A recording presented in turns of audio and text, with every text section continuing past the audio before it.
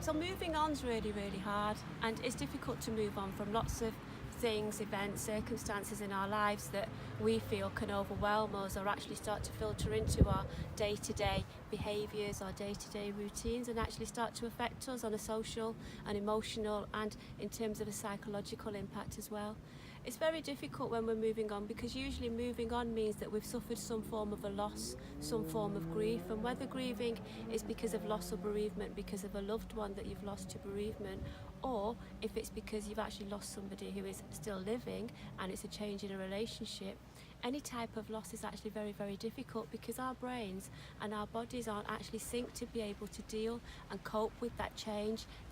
in circumstance, that change in routine, that change in pattern.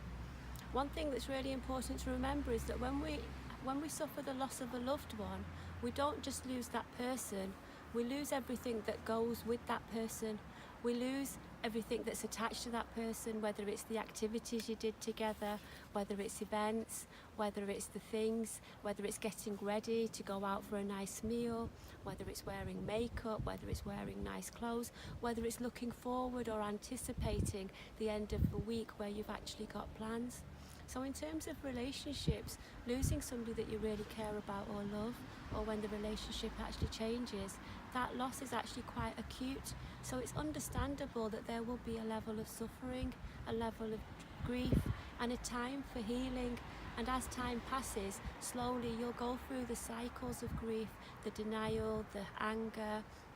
the loss, the suffering, the sadness, and then the acceptance, and then the adapting to actually the new set of circumstances as well.